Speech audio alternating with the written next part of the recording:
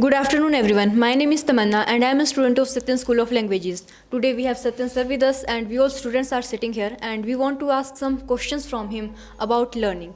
Sir, my question is, what is active learning and passive learning?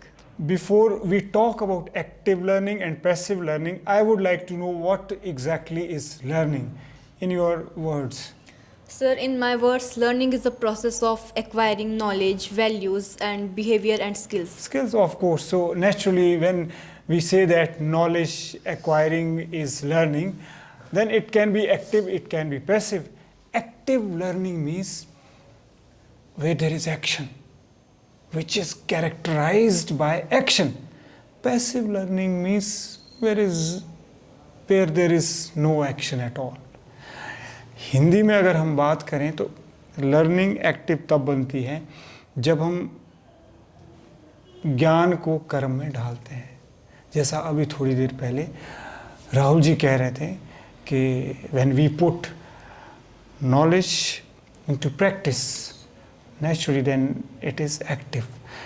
शुरुआत active learning की होती है सोच से।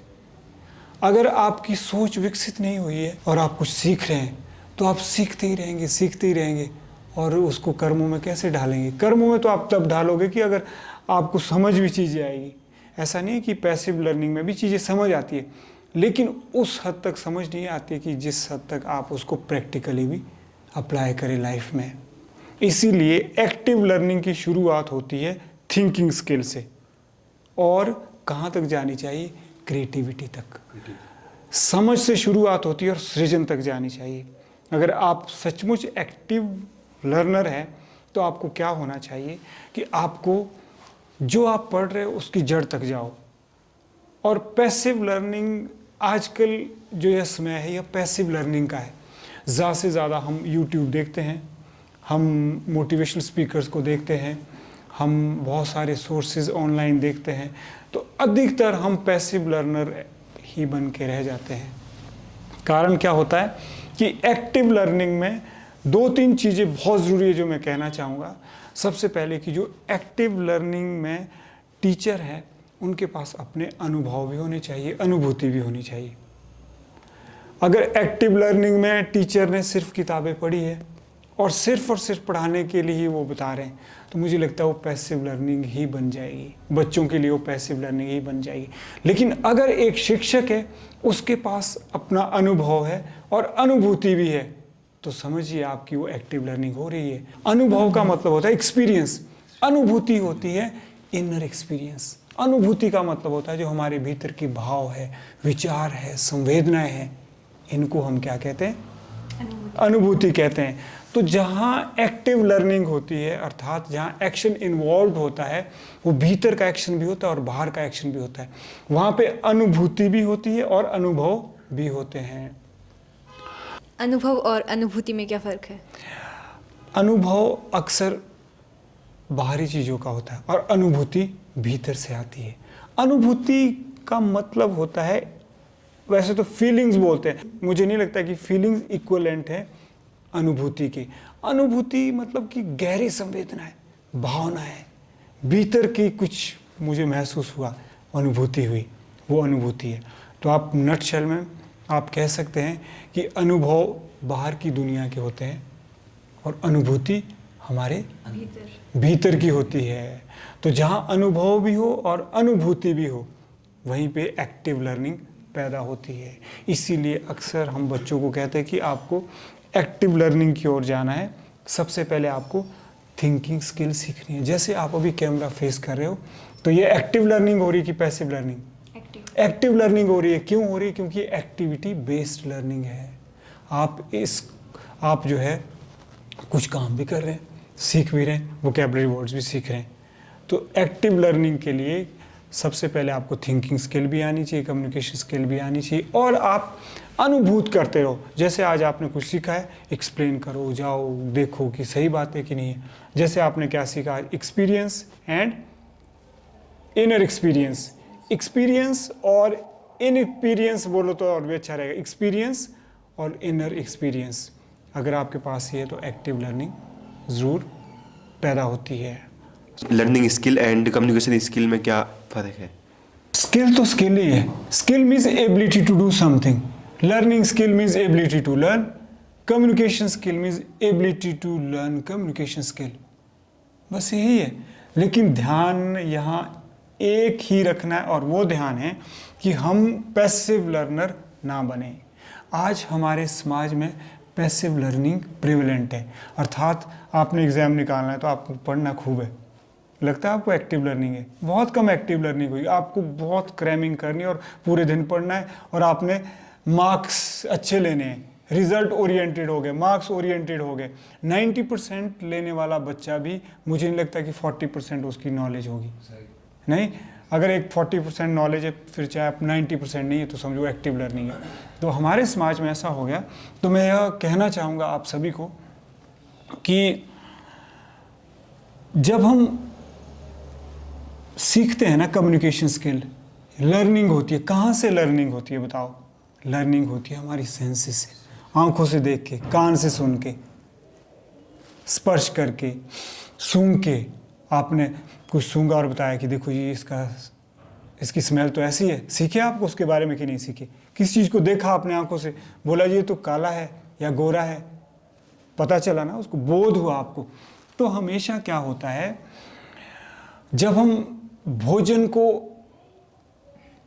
पेट भरने के लिए करते हैं तो हमारा डाइजेशन खराब होने लगता है, और जब हम विचारों को दिमाग में भरना शुरू करते हैं पैसिव लर्निंग से, तो हमारी इमेजिनेशन खत्म होती है. डाइजेशन सही नहीं होगा तो हमारा शारीरिक स्वास्थ्य अच्छा होगा कि नहीं होगा? नहीं होगा. और अगर इमेजिनेशन अच्छी नहीं हुई तो हमारा मानसिक स्वास्थ्य अच्छा होगा कि नहीं होगा? नहीं होगा. हमारी एक्टिव लर्निंग होगी कि पैसिव लर्निंग होगी? पैसिव लर्निंग होगी. इसीलिए डाइजेशन और इमेजिनेशन का ध्यान रखना है. इमेजिनेशन का मतलब होता है कल्पना. कल्पना होता है ना, इमेजिनेशन, पावर ऑफ इमेजिनेशन होता है कल्पना शक्ति, कि इमेजिन करना. जब आपके भीतर कुछ अनुभूति हो ना, जैसे यार मेरे को महसूस तो हो रहा है, तो सबसे पहले क्या चाहिए होती है? या तो संवेदना चाहिए होती है या कल्पना चाहिए होती है. जो हम ज्ञान अर्जित करते हैं ना, आप देखो ना, ऐसा क्या है आज की हमारे पास आज इतना ज्ञान है, इतना ज्ञान है, लेकिन समाज में तब भी हम उस ज्ञान का इतना असर नहीं देखते हैं. लगता है आपको कि नहीं लगता? हम ये नहीं कह रहे कि अब देखो आप 50-60 करोड़ अगर कुंभ नहाने चले गए तो वापस आके, जैसे ही वो कुंभ नहा के वापस आ गए, यहाँ तो हमारा स्वर्ग बन जाना चाहिए, ऐसी हम आशा करते हैं. मैं ये नहीं कह रहा हूँ कि ना जाए, जाना चाहिए. हम तो अक्सर कहते हैं कर काबा सजदा बार बार, कुंभ स्नान कर हजार.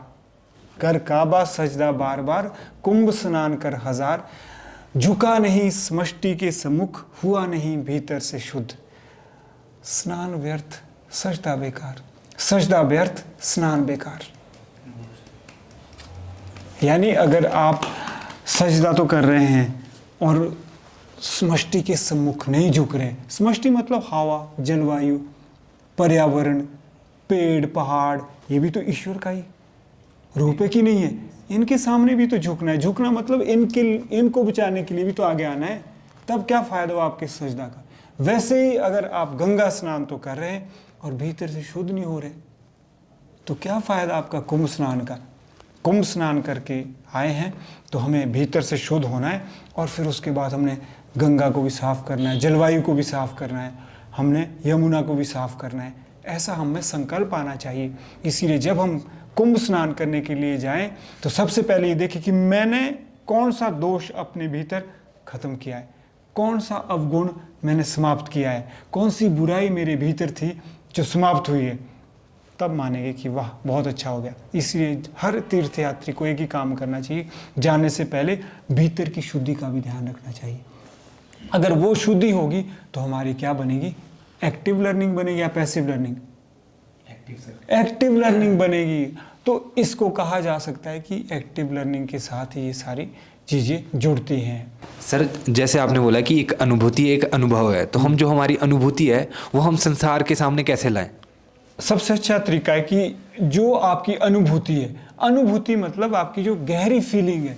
जैसे मान लीजिए आपके फियांसे हैं, अब आपको ये अनुभूति हुई कि नहीं हुई? हुई ना? हुई। और आपको लगा कि शायद she is meant for me. अब आप उसको संसार के सामने ला रहे, शादी कर रहे हैं। तो इसको सीधा सीधा तरीका ये है कि आप सिंसियर रहें, ऑनेस्ट रहें। अनुभूति को समाज में लाने का सबसे अच्छा तरीका है कि आप अपने ऊपर काम करो। और सबसे बड़ी बाधा पता क्या होती? आत्मा की अनुभूति में सबसे बड़ा अवरोध क्या होता है? देह होता है, शरीर होता है, और देह से जुड़ा मोह होता है। अगर आपने मोह को नहीं समझा है तो आप संसार के सामने जो आपकी अनुभूति थी कि मैं इस लड़की से प्रेम करता हूँ और मेरा अच्छी तरह से विवाह होना चाहिए और सफल होना चाहिए, तो आपको मोह को समझना होगा। मोह को, आपका मोह प्रेम में बदलना चाहिए, जिसमें त्याग भी हो, जिसमें लड़की को यूं बांधना ना हो, एक दूसरे को हथियाना ना हो, उनमें ब्रीदिंग स्पेस होना चाहिए रिलेशनशिप में, और विश्वास भी होना चाहिए। ऐसा नहीं कि विश्वास हो ही ना और ब्रीदिंग स्पेस ही रख लिया। अगर कभी आप रोके तो आउट ऑफ एक्सप्रेशन नहीं होना चाहिए, आउट ऑफ नॉलेज होना चाहिए। मान लीजिए अगर आपकी जो अनुभूति है, अगर वो आपको रोकती हैं कि ऐसा नहीं करना है, तो उनको आपको नॉलेज, आउट ऑफ नॉलेज रोकना चाहिए। अगर वो आउट ऑफ जेलस रोकेगी ना, अबे किससे बात कर रहा था, नहीं, तो वो गलत है, फिर वो मोह है। पर अगर बोलेंगे नहीं, भटकते नहीं, एक ही काफ़ी और उसे माफ़ी, तो फिर क्या होगा? फिर समझो कि आप उस अनुभूति को संसार के सामने ले आएंगे। वो अनुभव आपका बहुत अच्छा होगा, और फिर संसार के अनुभव तो आपके बच्चे, बाल बच्चे होंगे, परिवार होगा। ये संसार अनुभव से चलता है और भीतर की दुनिया अनुभूति से चलती है। ऐसा मेरा मानना है। आप समझे? Yes sir, yes sir. तो सर, अनुभूति को हम कैसे समझे कि ये वाली अनुभूति सही थी मेरे लिए और ये वाली गलत थी? देखिए, इस पे तो मैं आपको फिर से कह दूं कि आत्मा की अनुभूति के मार्ग में सबसे बड़ा रोड़ा जो यही है कि मोह, मोह मतलब मन की आवाज़ है। अब मन की आवाज़ से आपने पार निकलना है। मन की आवाज़ क्या होती है? पास्ट, फ्यूचर, दुनिया, संसार, मेरा, ये वो, गहरी नहीं होती। अगर आपको ये पता करना है कि यार ये ना अनुभूति है मेरी, गहरी है, पकड़ आ रही है, तो उस पर काम करना पड़ता है, देखना पड़ता है। कई बार ऐसा होता है कि आप एक अनुभूति को लेकर साल तक जीते हैं। मेरे साथ ऐसा ही हुआ। मेरे को कुछ अनुभूति हुई कि मुझे फॉरेन में जॉब करनी है, तो मैं 6 महीने तक, 1 साल तक सोचता रहा, मतलब चिंतन करता रहा। फिर मेरी अनुभूति हुई, नहीं, ये बाहर की है, मुझे नहीं करनी। मेरे को ठीक हो गया, सही थी अनुभूति, और आज मैं खुश हूँ कि ठीक है, मैंने नहीं की जॉब। तो इस पे क्या करना है? काम करना है। और फिर अगर लकीली आपके साथ कोई अच्छे गुरु है, टीचर है, जो आपका मार्गदर्शन करें। पैसिव गुरु नहीं होने चाहिए। गुरु कहीं बैठे और आप कहीं और है, भक्ति में लीन है, वो भी एक मार्ग है, लेकिन फिर आपको सीधा सीधा बात करनी होगी, फिर आप तो जान सकते हैं। तो आपके कहने का मतलब कि अनुभूति हम अपने गुरु से भी या किसी फ्रेंड से शेयर भी कर सकते हैं, शेयर कर सकते हैं और कह सकते हैं कि ऐसी मेरी अनुभूति है, मैं इस पे काम कर रहा हूँ, देखते हैं कि क्या बनता है। So this was the session on active learning and passive learning. Thank you so much for watching us. जय हिंद, जय भारत, जय विश्व.